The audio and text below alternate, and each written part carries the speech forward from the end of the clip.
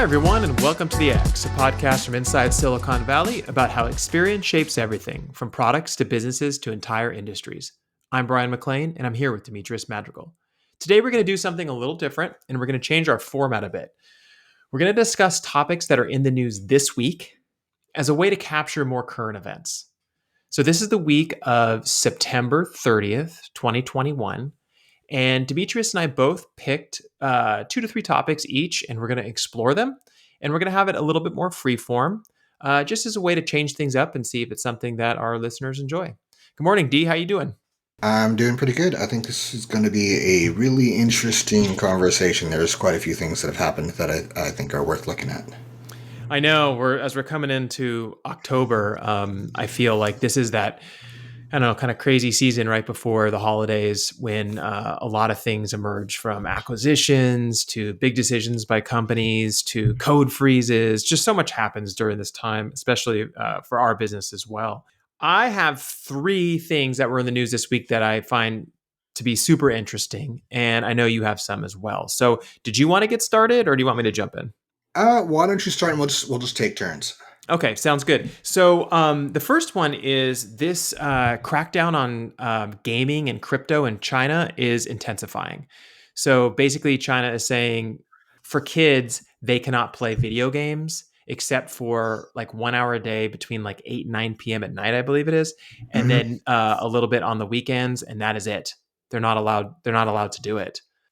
What are your thoughts on this? I mean, this is kind of odd, right? I mean, it's not Well, odd, I guess, it's for China, but it's odd in nah, general.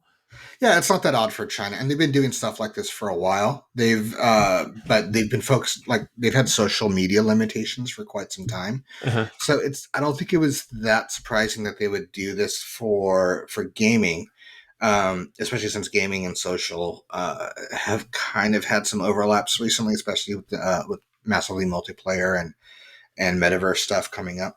So a couple of things to take note of. One, when it comes to gaming, the way in which they are going to enforce this is they're going to make the gaming developers for connected games, like Uh-huh. games in which you play on a server of some kind, build this into their NetOps and infrastructure, so that it's going to notice, okay, you are have been in the game for you're X years old, you have been in the game for your amount, and we're now going to kind of block you from the server until tomorrow. So that's the way it's going to work. There is a big question of how strict they are going to be about Yeah. enforcing this, but a lot of the Chinese companies are pretty amenable to stuff like this. They're not going to try to get around it too hard. They might a little bit, but at the same time, there's such a large audience in China that a lot of the Chinese gaming companies are going to be just fine. I think that some of the American and European gaming companies that are trying to break into China, they might have a little bit of a harder, they might be more impacted by this. Uh-huh. But at the same time, it's not doom and gloom. Like the gaming industry in China is going to be fine, especially when you take into account that the average age of a gamer now is somewhere in like the mid 30s or something. Well, here's the thing. Like, can't you just use like a VPN or something like that and just say, "Oh, I'm in the United States or I'm in another country," and just change the timing or change the destination or location? Yes, you can. So it comes down to that. If somebody really wants to, they can get around it with a VPN. China could crack down on VPNs, but I'd be a little bit surprised if they do. It's kind of they treat it as a little bit as like a kind of a guideline on steroids, a little bit, rather than Hmm. like nobody's going to prison over this, right? It's just like, hey, this is what we think is best. We're a Chinese kind of collectivist culture with Confucianism in our background, so a lot of people will just kind of go along with it because they're like, you know what? Yeah, you're right. Playing games a ton when I have a lot of homework to do and schoolwork and achievement is important to me. A lot of people are just going to go along with it. First thing I thought was, oh, here's a huge psychological experiment, Hmm. right? We have a whole country basically saying you can't play games except for between 8 and 9 p.m. on Friday, Saturday, Sunday, I believe it is.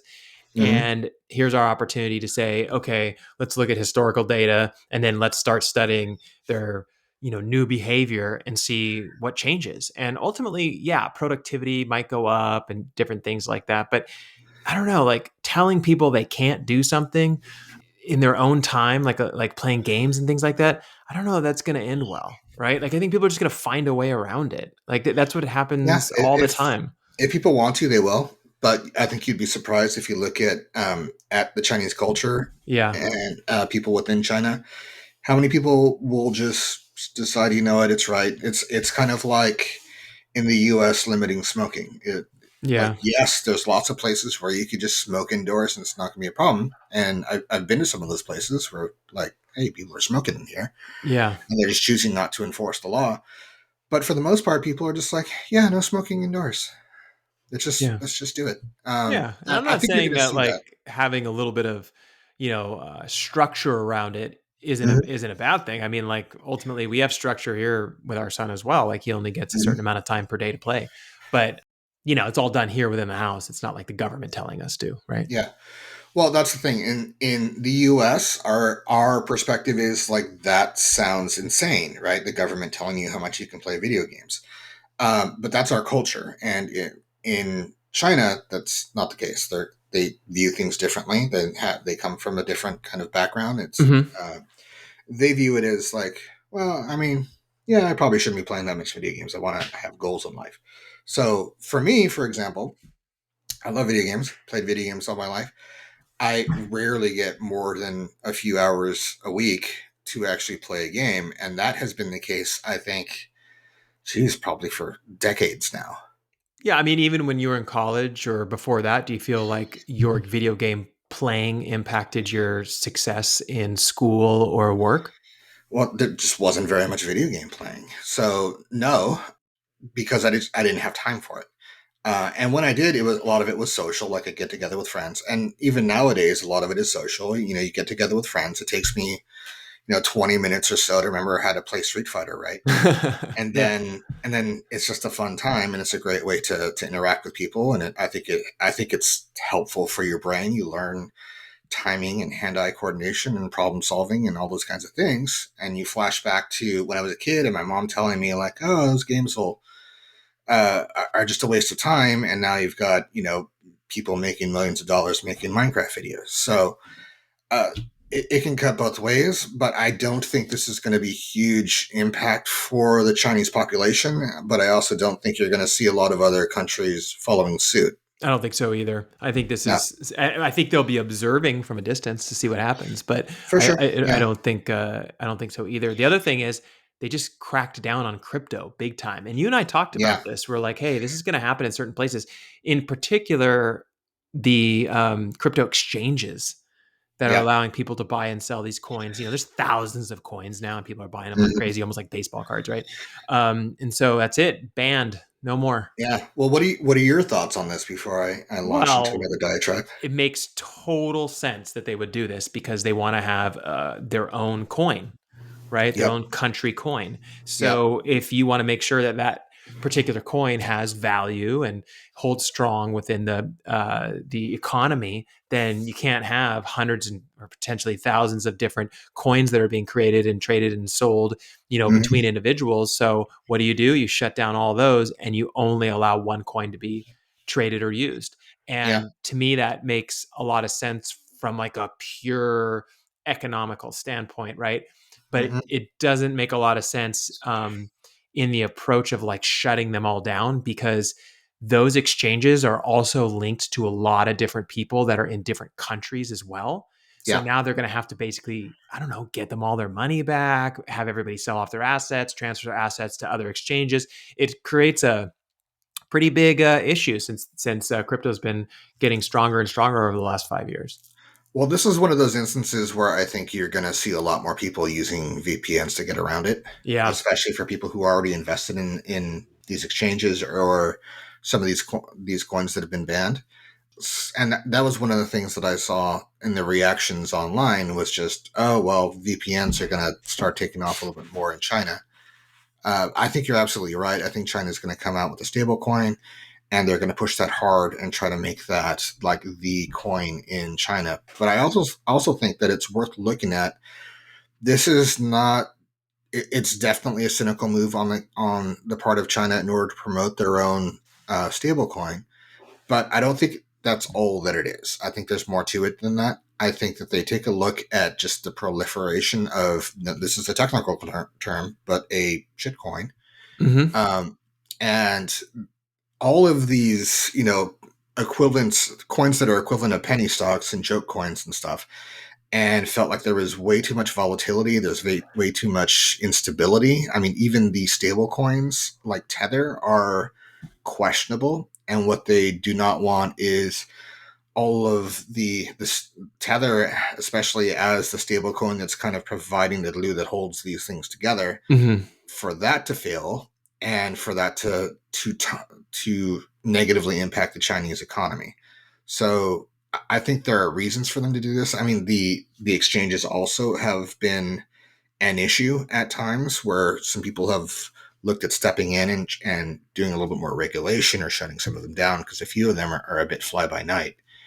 And what I imagine is over time, a lot of these coins will consolidate and we'll start seeing use and trading concentrating around a fewer number of coins, and those coins will be more established. I think this is showing that proof of work is on its way out.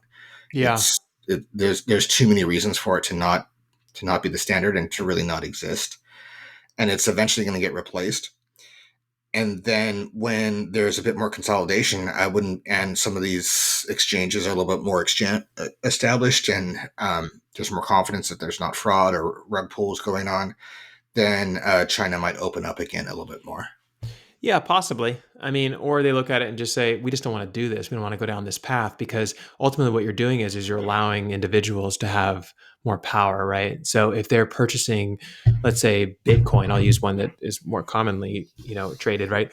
Bitcoin or Mhm. Ethereum or any of these others, and then they're purchasing goods and things like that in other countries. They're not paying taxes on it. There's so many pieces to Mhm. having alternative currencies, and part of it is a lack of control, right? And so I Yeah. think that they want to be able to control this, and I think we're going to learn something from that as well, because like here in the United States, right, where regulation is on its way, right? We know that for Yeah. sure, right? With Gary Gensler and the rest of the SEC and stuff like that, they're looking at this stuff very closely, and they want to be able to ensure that we don't end up in a position where, like you said, Tether fails or something happens, which causes the ball rolling down the hill, which causes, all crypto to fail, which causes other, problems within the economy, right? Trying to control the growth of this new segment. So it's very interesting. And, a lot's going on in China right now because they're also dealing with these anti-monopoly things like with Alibaba and, what is it, Ant Group, also the large real estate company that borrowed too much money and now can't sell its properties, and Mhm. they're dealing with a lot of things at one time. So I think 5 years from now we're going to look back and go, this was a time when they decided to turn the tanker. You know what I Yeah. mean? The big boat in the middle of the ocean, they're slowly but surely turning it and trying to get it to be more in line with their goals and their ideals. Yeah. But at the same time, I wouldn't be surprised if you had some wealthy and powerful people in there who are looking at what's going on within the crypto space and decide that, hey, I don't want to miss out. So let's provide an avenue for me as a wealthy individual, Uh-huh. and not just wealthy but powerful, maybe somebody who's involved in the government, in order for me to make my investments in crypto also. Absolutely, yeah. Well, what do you got? So the first thing that I wanted to talk about, and I know that this is, I think this still counts as current events, but the Emmys. Oh, yeah, I'd say it's definitely current. I mean, what was that, 2 weeks ago? Yeah. So one of the things that really struck me, so I'm looking at the stats right now, is that if you look at the most who won the major wins, so things like best comedy series or drama series or anthology series and things like that, and you look at the breakdown, you know what you don't see in what shows won the major awards? What's that? You don't see any network shows. Not a single major network show. So you have Netflix won 10, HBO and HBO Max won 6, Apple TV won 4. Oh, sorry, HBO won 6 and HBO Max won 3. NBC, ABC, CBS, and Fox won 0. Goose egg. Well, things are changing and they better step up. I don't know if they can step up. We'll see what happens, but there's the demands for filling time slots on a weekly schedule are, I think, very difficult to overcome in order to achieve an artistic level in Yeah, comparison to some of these other shows. let's take a pause for a second here and figure out what actually happened. So 10 years ago, the tech industry said what? They said, "Hey, FYI, streaming's coming. It's coming fast. Look at the data, look at what's happening. People are really kind of interested in this, right? And they're Hmm. buying into it and they're enjoying this experience. Most importantly, they enjoy this experience. Netflix was growing, and a lot of these companies, traditional studios and stuff like that, like ABC, NBC, and stuff like that, were kind of like, okay, yeah, I guess so. And then it got to this almost point of no return where there was so much beautiful and amazing content being produced by companies like Netflix and other streaming services, not including, YouTube and individual creative developers and things like that. And it got to this point where it's like, oh, now we need to go and try to build an entire, catalog of new and interesting content and get our streaming service up and running and market for that and tell that story. And it's like, a little late. I mean, I believe that they can create amazing content and they can get it out to individuals. It's just going to take time and, most importantly, a significant investment, because a lot of these tech companies, and Apple included now, with some of the shows that they've produced, are just moving full steam ahead and investing a large portion of their revenue into these Yeah. categories. And so I don't know. It bums me out because you take these great historical companies that have studios that have produced really, really great stuff, and you're like, you just needed to add the tech component to it and deliver it to the customer the way they were asking for it. Well, I mean, that's true, but at the same time, look, if I told you you need to watch this series, it's 10 seasons and there are 23-hour-long episodes per season. Uh-huh. What would be your reaction to that? So say it again. So I'm gonna watch. Let's say there's a TV series. It's a network series, which means that it's got about 23 episodes per season. Okay. They're an hour each, so that's, if you want to watch one season, that's a 23-hour commitment. Okay. And there's, let's say, 10 seasons, so Oh it's yeah. 230 hours of commitment to watch this Yeah. show. I mean, what's your immediate reaction to that? Two things. First one is, yay, I have something that's going to last me a really long time, especially if I Yeah. really like it, right? There's always that thing where like you get super stoked when something's really good and it just keeps going. The Hmm. second part is, I'm not going to watch it if it has ads, Yeah. Yeah. because at the end of the day, what, 30 or 40% of the content that is produced for that show is just like ad content. Like it's like you get like 3 minutes, 5 minutes, and then suddenly ad, right? So if I can remove all the ads Yeah. and watch it, then slowly but surely, maybe I will consume it and enjoy it. But it is a lot. It's a big commitment. But if you break it down into small chunks, it could be really exciting if it's something that Hmm. you love or something that's really interesting. So there's another thing, just speaking kind of artistically and thinking about the storytelling, right? It's really hard, if not impossible, to keep a continuous story going and having a single arc that kind of covers the story Uh-huh. for 23 hours, for 22, 23 hours. So one of the things that people have been doing recently is and probably everybody who's hearing this has noticed this, is they'll split it up and they'll have, the first 10 or 13 episodes be basically from fall into Christmas, and then they'll do a mid-season break, which they never used to really do before back in the old days. Uh-huh. So you'll have one story arc, and it resolves at the mid-season break, and you have your mid-season finale now. And then sometime in February or so, they'll pick back up and do the second half of the season. Yep. So that has been their kind of solve for it. It's just like, all right, we're going to have one story arc that's going to resolve in 13 episodes, and then we're going to do another story arc that's going to resolve in 13 episodes. The challenge with that is that now you, from a creative standpoint, you have to come up with two completely different, you have to write, produce, prepare, act two completely different story arcs in a 1 year period, where you that's in comparison to shows like Stranger Things or Billions, Uh-huh. which they have an entire year or sometimes 2 years to do a single story arc that takes 13 episodes. True. Yeah, yeah. So it just kind of puts them behind the eight ball because they are trying to fill hours on a schedule, and that's on a TV schedule, and that's not necessarily what the streaming services are doing. Yeah, that's true. Yeah. It's going to have to adapt to that if Yeah. that's something that customers are wanting or excited about. I mean, you think about a series like Grey's Anatomy, right? I think it's been around for 14 years. No, I think it's like 18 years. Was it Maybe 18 more. years now? Oh my gosh. I It's haven't been watching it. insane. It's insane to me that that show is still going. Like I stopped watching.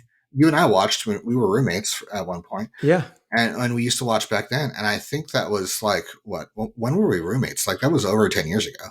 It was 12 years ago. Yeah. Yeah, that's pretty much when I stopped watching, and it just kept going. It's on 17 seasons now, 380 episodes. Can you imagine starting from the beginning and watching 380-hour long episodes? Yeah, it's pretty nuts. I mean, well, Netflix is buying into it because they didn't they buy the rights to Seinfeld, right? So they put the Yeah, entire Seinfeld catalog on there. So, maybe people enjoy that. And also, some of these shows that have a tremendous amount of episodes are very well known for specific episodes. So I'm wondering if what we'll see with streaming is people going in and saying, "Oh, I want to watch the one about hmm Seinfeld muffin tops," or whatever yeah. the exciting one was that people talk about a lot. Well, yeah, and that's also kind of it brings up one other thing is that there's a difference between like these hour-long drama shows and like a half-hour comedy, Yeah, where you start seeing some shows like Blackish and stuff doing well. They're running into the Ted Lassos though. yeah. I also fundamentally believe, and this is just my personal opinion about shows being created, is I think when you develop a story, I think you should just end after the story ends. I don't think you should Yeah, force it. I love it when I hear a creator say, "Oh yeah, this was planned as 6 episodes, 3 seasons. There's a yeah, whole story arc, and it's over. That's it. You'll never see it again. That was it. yeah, That was my brilliance for the year, and that's what I wanted to produce." And I get yeah, excited about that because I know that it's a complete story. yeah. And I think that if you look at IMDb's list of the top TV shows of all time, you're going to see shows at the top that were planned to be a certain number of seasons. So it's shows like The Wire, which I Uh think huh.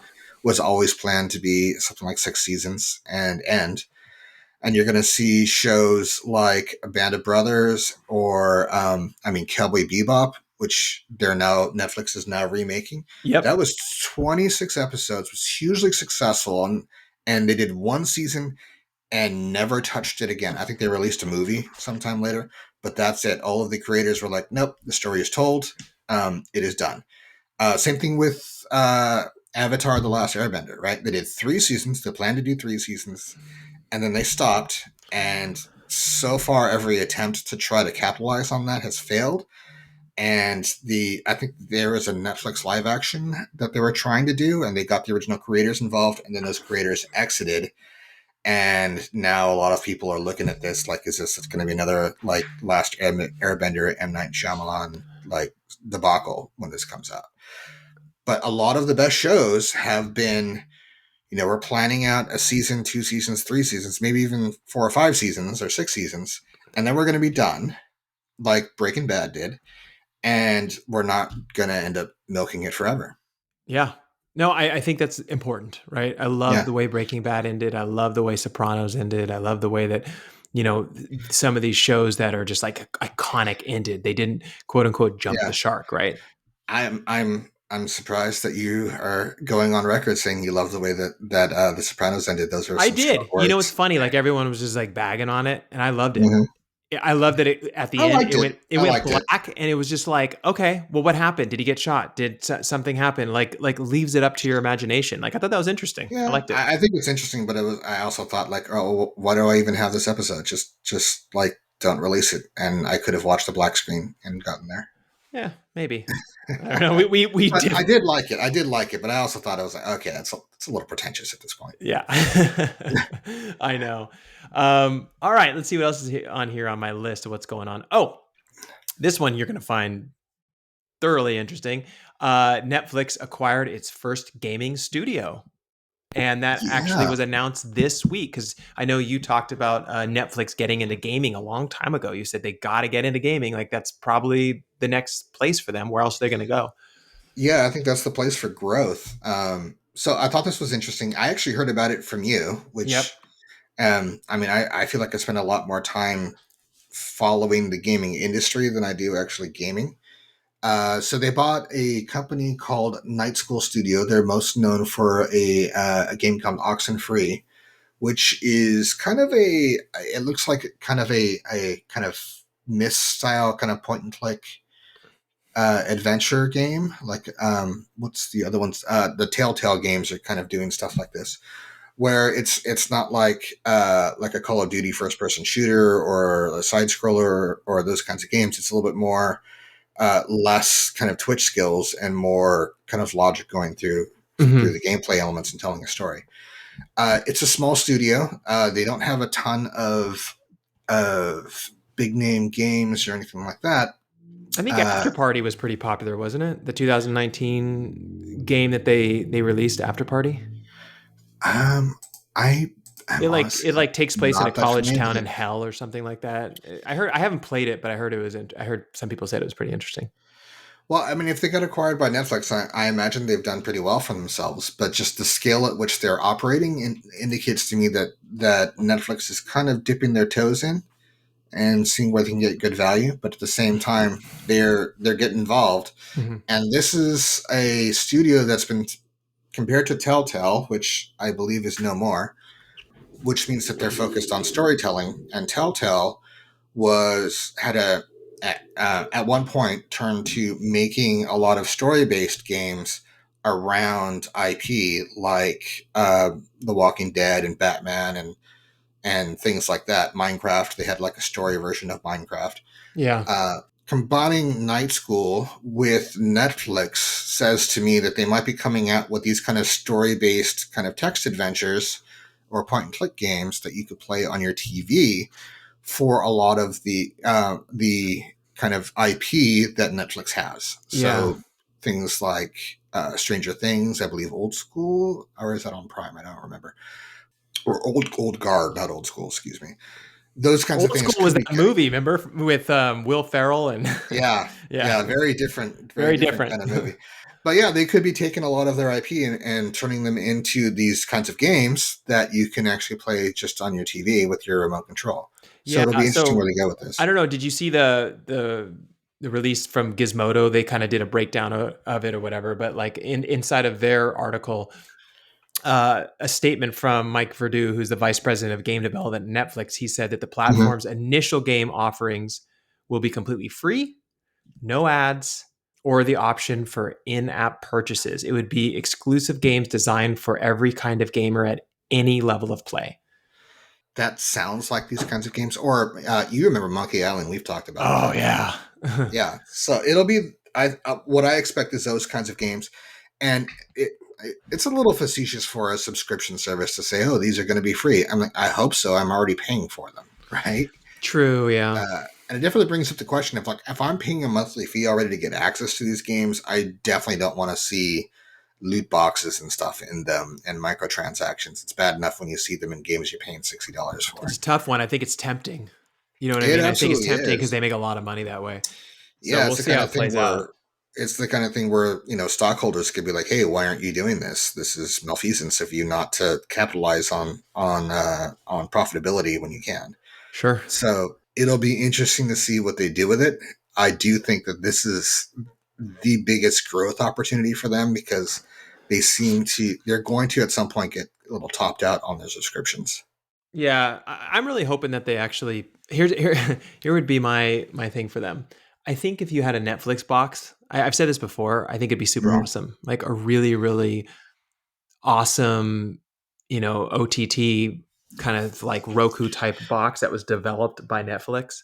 and Netflix had game controllers built into it. It also did your streaming. It did everything.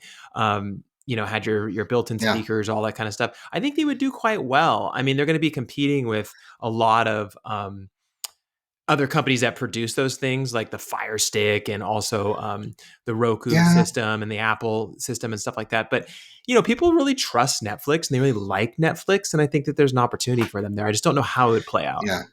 I don't think they need a box. I just think they need a smart TV with that can run the right app on it and a Uh-huh. controller. Yeah, That's it. that's true. Do you It's think like, though they'd ever get to the point where they're like producing controllers though for these games? I mean, a lot of sure, these yeah. games, right? I mean, you can have it designed and then white label it. The controller technology is pretty established by now. I know PS5 is kind of taking a step forward, and Nintendo is always trying to do new stuff. But yeah, you could do a carbon copy of a PS5 controller, which is not that far different from like a GameCube controller. Mm-hmm. Realistically, if you really look at it, and just have it manufactured by whoever else is manufacturing the controllers, and just put your label on it. And then one of the things I think about set-top boxes is that the technology is so small these days. Just build it into the TV itself. Well, I think they do, Uh, but not a lot of yeah, people. Not everybody has a smart TV, right? So you kind of got to accommodate both sides. you can, but at the same time, like smart TVs are so cheap now. You can. My brother bought one recently for like $300. Oh yeah, it's it's shocking to me. Like when I Yeah, hear people talk about the cost of like going to the movie theaters, right? Like take a whole yeah, family, and I was like, if you took your whole family like 4 times to the movie theater, you can have a like 80-inch screen in your house. yeah, absolutely. Well, I don't know about that, but yeah, you can totally get a decent sized smart TV that can do the basic things for a few $100. It's going to be a way cheaper and easier to get than getting a PS5. That's true. That's true. So what else you got on your list there? So the next thing I wanted to talk about was Shang-Chi and what they did um, on their release, which was Labor Day, it's beginning of the month, Mm-hmm. but they completely smashed the weekend record for Labor Day in the tail end of a pandemic. Yeah. So they brought in $94.4 million, which destroyed that weekend. And it's interesting because people have been talking so much about the death of theaters, and I Mm-hmm. heard an interview with Jeffrey Katzenberg Including us. where uh, and Jeffrey Katzenberg was just like, nobody has ever done real numbers on Labor Day. So I thought that was really interesting. What's your thoughts on hearing that? Well, anecdotally, I know at least two couples who have been staying home during this whole pandemic and just watching shows at home who decided to actually go out and see it in the theaters. And it Mm-hmm. was the first time I had heard both of these couples say, you know what, we're going to go mask up and go do this thing. Actually, matter of fact, as a side note, it's interesting. Kara Swisher said on one of her podcasts that she went out to the movies and tried it out, and she went with somebody, and because he or she or whoever took her was a little bit paranoid, apparently they bought like a couple tickets on each side of their seat. Oh um, yeah, not too long ago I heard people just buying out entire theaters. Yeah, exactly. Right. So that's just a little side note. But this particular film really drove people to get out of the house, mask up, and go to Mm-hmm. the theaters. And I think it shows that content is king, and that Mm-hmm. when you produce something really, really amazing, it will drive people out of their homes. I feel like, though, if you asked me, hey, do you want to see this on its opening weekend at home, but pay the same price as going to the movie theater, I would have done it because I kind of feel Mm-hmm. like I don't really want to go to the theaters, have a young child at home right now. I'm not really ready to do that. But I would have loved to have seen it on opening weekend with the rest of everyone who had the opportunity to go to the theater, and I think it would have been great. And I would have been willing to pay the $10 per head to see it at home. So I think that there's an opportunity to do both, and I think that we can make it so that everyone benefits financially from it. And I think this is just proves to you that good content will drive people there, but at the same time, don't give up the opportunity to sell opening weekend releases to people who are sitting Mm-hmm. at home who are willing to pay. Yeah. Well, let me ask you a question. If the pandemic wasn't a factor, if Uh-huh. this was just any other year in which, there wasn't a rampant disease flying around, Yeah. would you have gone to the theater to see it? Probably because Mhm. we used to love doing opening weekend stuff. That was like one of the highlights was you would say like, "Oh, did you hear that this is opening or whatever, on Friday night or Saturday night?" And then we'd all meet up or a friend of mine would text me and say, "I'm going to go see the 10 o'clock showing of this. I'll buy you a ticket. Like just meet me there and stuff." This happened a lot. I thought it was super fun. So yeah, I probably would have gone. Yeah. Yeah. We went and saw it. We really enjoyed it. I thought it was kind of what you come to expect from Marvel, which is a good thing for me. Just, speaking about the movie itself, I thought that they could have taken it to another level of quality if they had gone a little darker in the end. Uh-huh. But I don't think they felt super comfortable with that, so they kept it a little light. And it was a great movie. Tony Leung is a legend. He killed it. Did a fantastic job. If this was not a Marvel movie, then I think that he would be considered for awards because he really brought a lot of complexity to that character. Yeah. It shows that theaters absolutely still have a place. I don't think that every single movie needs to be seen in the theater. I No, think there I are don't some either. things. Yeah, it's like you don't go to the state fair to sit on a tire swing, right? It's like you just do that at home. If it's a roller coaster or something, then that's what you do there. You don't go to like a theme park for something like that. You don't go to the state fair to sit on a tire swing. Oh my God. Where did you come up with that?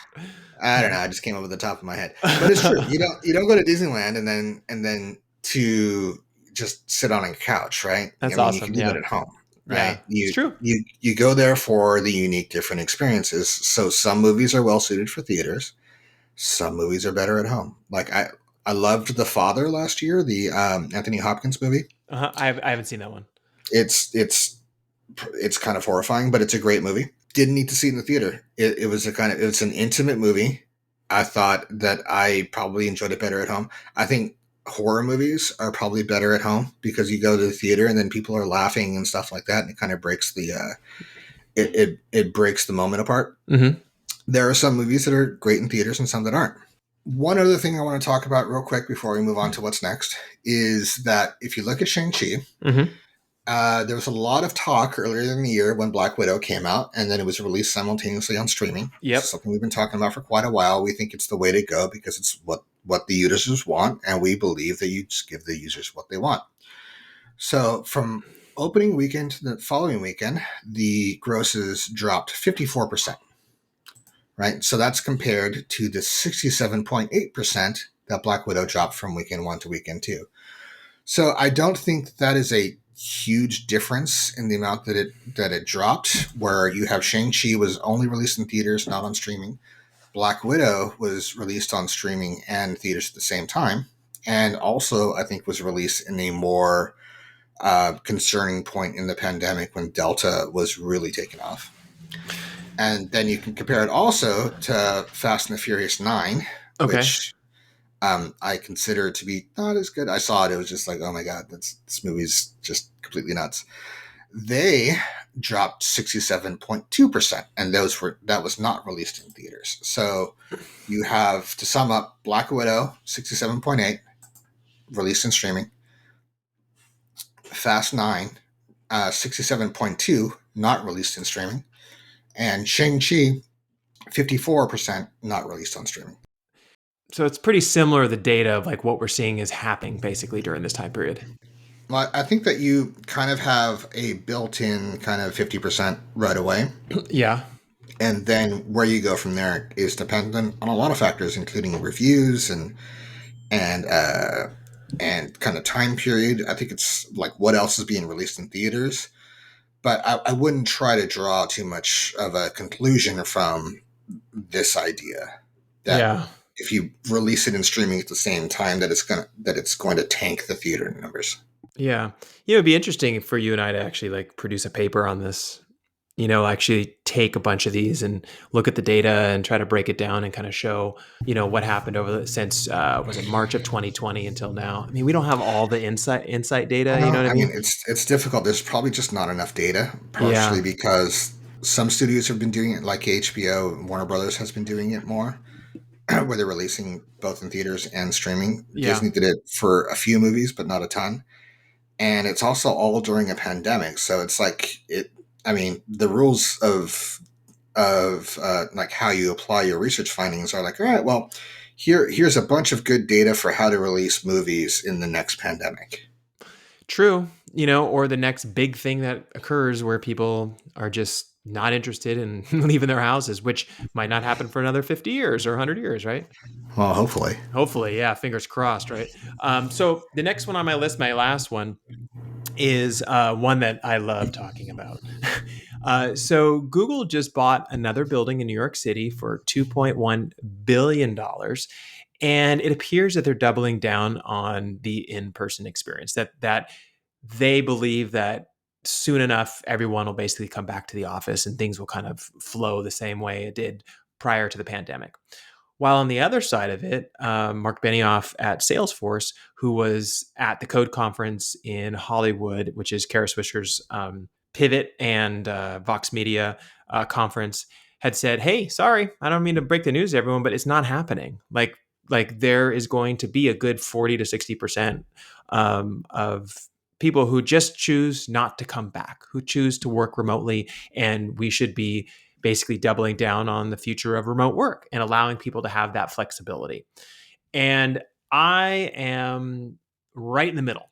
So I do believe that there's a lot of people who would love to come back to the office, probably a lot of younger people, where you can socialize and hang out and go out to lunch and, Hmm. all that kind of good stuff.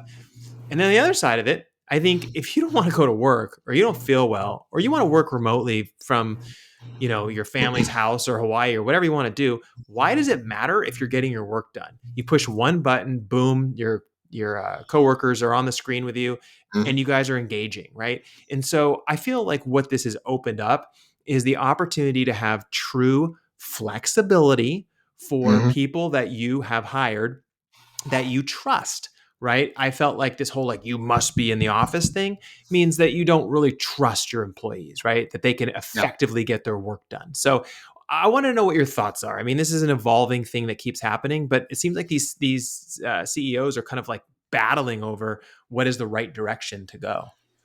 Well, I think it's smart for Google, and I think there are a few reasons for that. In the tech industry, and people who aren't in tech might not be have experienced this as much, but there's a lot of competition for workers. There is a worker shortage. There's not enough engineers. There's not enough designers. Sometimes there's not enough visual designers. There's more. We need more people with art degrees and humanities degrees to come out and take some of these jobs. So the competition is huge, and I think that having a really awesome in-person campus to help attract those people Mm-hmm. are going to be a major difference maker for these companies. They want to get a lot of the people who are coming out of school, who are coming out of Stanford and Carnegie Mellon and University of Michigan, and get them onto their campuses, and that's how this is done. Sure. It isn't a one or the other though, right? I mean, Yeah, it's like an in the middle thing, right? Like why not just accommodate everybody? We can yeah. now, right? Well, I think you nailed it. I think young people who are coming out of college who aren't coupled up yet, who don't have kids, who want to get out and have some fun, who are mostly socializing with their coworkers, they want this kind of experience. And to be honest, even people who are now older and they're starting to have kids and they don't want to come into the office every day, they still are going to come into the office from time to time. And when they do, they want them to have a good experience when they're there. So I think this is smart up and down. I don't think it's going to be, we're ever going to get to the point where it's like, okay, every single person work out of the office every single day. Yep. And if you did, you're only going to attract a certain type of worker, which those workers can have high value.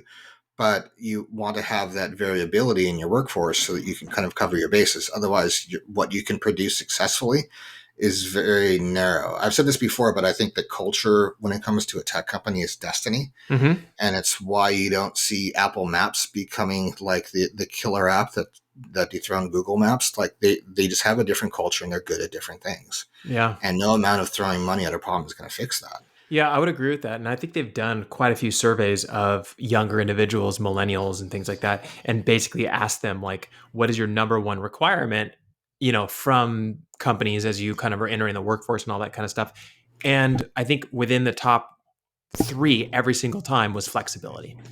Yeah. Yeah, Flexibility. They absolutely. want to live a life where they feel like they have the ability to go and take care of things they need to take care of, and they're not Hmm. going to be penalized for it. So I, Yeah. I I think I think it's a great idea to buy the building. I think that's awesome, and especially in like these big magnet cities like New York, San Francisco, LA, whatever, Chicago. But at the same time, you should say if you need to stay, you need to do something else, go do it by all means. We're not Yeah. going to judge you for that. Well, they're still moving forward with that huge 80 acre complex in downtown San Jose. Yeah, I was That going to is ask going you to be a about new that. I haven't Googleplex. heard anything about that in a while. So it's been a little quiet, but they got approval to begin construction May of this year. So they don't expect that construction will really begin until sometime next year. Uh huh. But it's moving forward. It's going to be huge. It's right around the train station down there, and Perfect. Yeah. which is right next to the hockey arena Yeah. The where the Sharks. Sharks play. Yep. So it's going to be walking distance to the Sharks games. It's back behind that station where, if you remember walking around in San Jose, there's not a lot there. There's some apartments and stuff, but it's not super developed. I remember there's still some like empty lots out there, which is Hmm. shocking in Silicon Valley. Yeah. But they're going to do it, and I think that they're going to populate it with a lot of young, intelligent people with advanced degrees in a variety of different fields, and it's going to be a very interesting development, and we'll see how it affects housing and kind of culture in San Jose. Yeah, and it might help with Larry Page's goal. I remember like 10 or 15 years ago, he was in an interview and he said one of his goals was to hire. At some point, Google would have 1 million engineers worldwide working on projects. Yeah, well, you should continue to invest in the schools because there's not enough engineers graduating in order to meet those hiring needs. True. Yeah. So what's your last one here before we wrap up? So I believe it was yesterday or maybe the day before. Amazon announced a new set of products. A lot of them in the Alexa family. We saw the Echo Show 15, which is a 15-inch screen. It's designed to go on your wall, and instead of looking like a lot of the smart speakers that are out there, it looks a little bit more like maybe a thin TV or a large smart picture frame. But it's intended to be like a hub for the family where everybody can see notes that are written to each other, or where they can see the appointments and all these other things, and for it to be kind of a central like bulletin board for the family. Yep. And then another product they released was a product called the Astro, which a lot of people are bringing up the dog Astro from the Jetsons, Oh yeah. but it's a little robotic, basically Echo device that can follow you around, can recognize your face, and you can tell it like, here's a bottle of Coke. Go take it to so and so in the house, and it can go deliver it for you. It can be your security system and track the different things going on in your house when you're out, or it can look up and see if you've turned off the stove or while you're away. It can do a variety of different things. So Are those some of the things that they mentioned at the release of just like what its capabilities are, or So it's got a periscope camera that can pop up and take a look around. oh my gosh. It's got an array of sensors, and it maps the house so it knows where it can go. There's limitations; it can't go up and down stairs. It can only carry things of a certain size. It doesn't have hands, so you have to like put things in and take things out. It can only, um, but it's the first foray into kind of home robotics. Not true.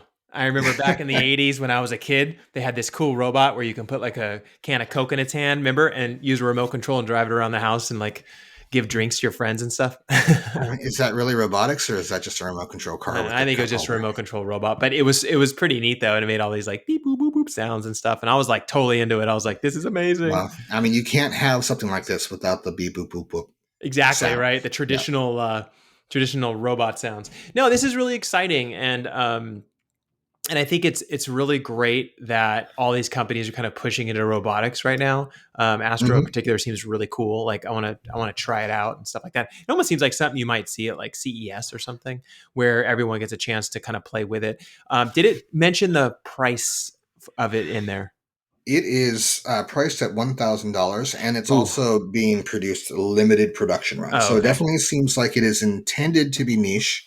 It's intended to kind of be a hey, let's get our early adopters and our most devoted people buying this and trying it out, and then we can go from there. Yeah, yeah. The interesting thing about it is that it makes me think about Roomba. When Roomba first came out, it was a Absolutely. bit expensive and stuff, but it's very very successful.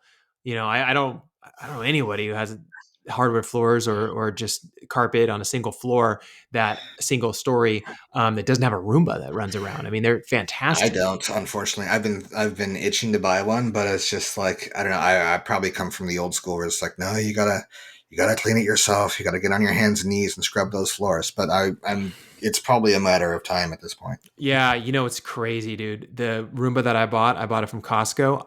I'm not even joking. I think I bought it like 12 years ago, and Yeah. I've replaced the cleaner on it one time, and we run it like maybe every other day or something like that, and it just fills it. All the micro dust, it picks it up. It's Hmm. fantastic. It works great. So I can imagine with something like Astro, if it's cruising around and it's looking at things for you, or like how many times have you left the house? I have done this so many times, and you're about to leave like for a weekend or even for a full day Hmm. or something, and you're like, did I turn off the stove?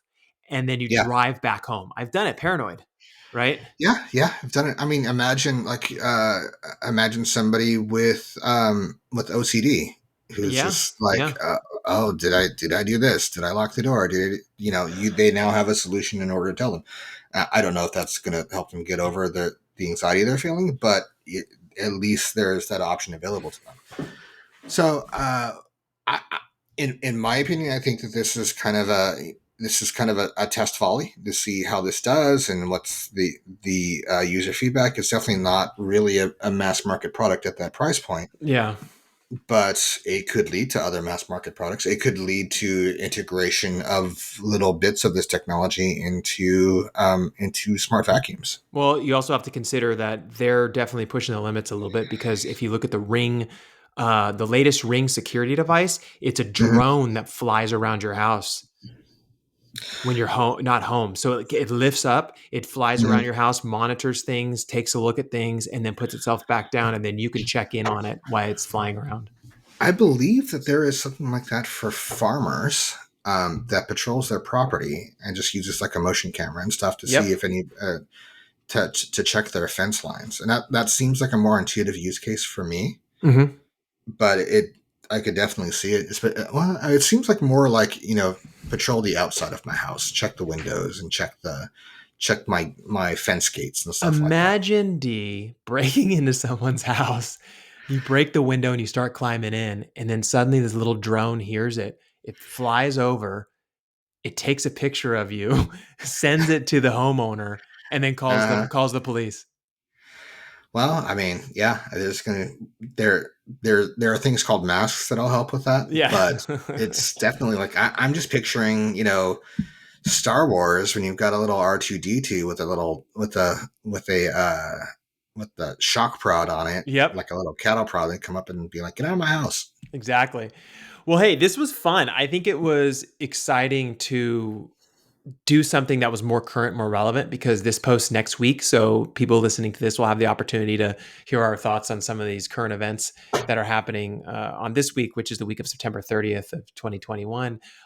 So we're going to try this quite a few times, and we'll see how our listeners respond to it, D, and see if they are excited about it. And we're also going to still continue to weave in our deep dive podcasts, because those are very fun for us every once in a while when we want to jump in deep, like on the metaverse or on crypto or something like that, to do the research and really kind of get to the nuts and bolts and come up with some interesting ideas or things that can help push the industry forward, is something that we're always interested in doing. So thanks everyone so much for taking the time to listen to us today. We really appreciate it. We'll be posting links to many of the sources that we referenced on Twitter, so you can find us and follow us on Twitter at the X Podcast One. That's the X Podcast and the number one at the end of it. If you like this podcast, found it interesting or informative, it helps us a great deal if you subscribe or leave a review on whatever platform you like to use.